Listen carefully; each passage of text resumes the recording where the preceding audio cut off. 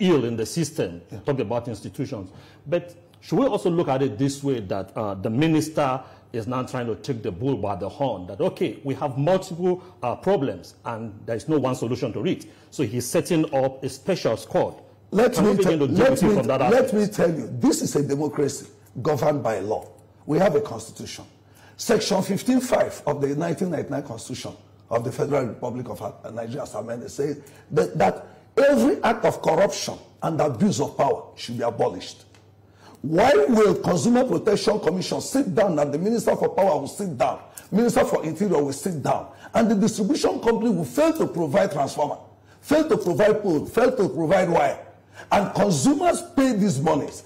And you know that Nigerian Electricity Regulatory Commission has what they call Network Expansion Investment Policy, which entails that when consumers invest in this, they should be refunded. Go and ask, how many consumers have been refunded?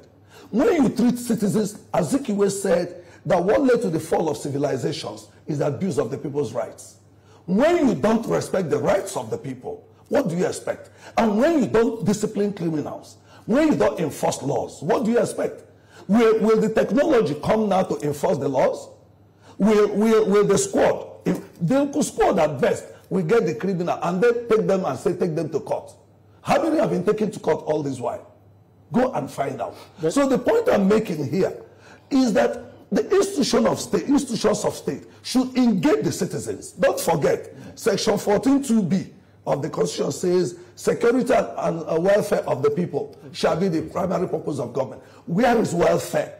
When the citizen is being coerced to provide infrastructure and still pay for the service, and the service provider is only collecting money, and government is shying away from discussing that. You need to look at this vandalism. We agree with you. Yes. There's the aspect of consumers being not being treated rightly, but also we have infrastructure that, look, if we do not go ahead to protect them, whether it is government institution, whether it is the consumers, I think it's a collective responsibility to protect this infrastructure. I was talking about community resilience before you stopped me.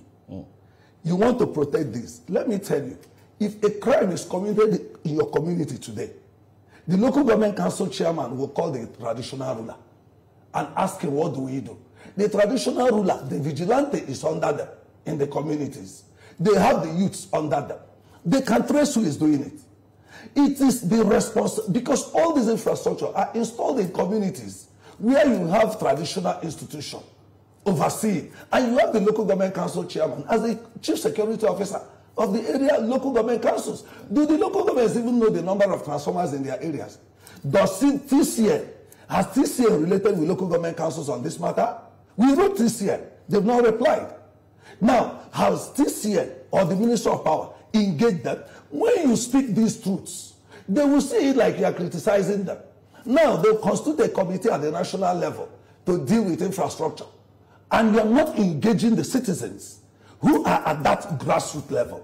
Community resilience, which Unita talked about, entails that the community people are the beneficiaries of the services these infrastructures are used to render. And if those infrastructures are functional, they will be happy for it. So they have the responsibility. That is why Section 24D of the Constitution says it is the duty of the citizen to contribute to the development and advancement of the community where he resides. E of it says it is the duty of the citizen to assist law enforcement agencies in the maintenance of law and order.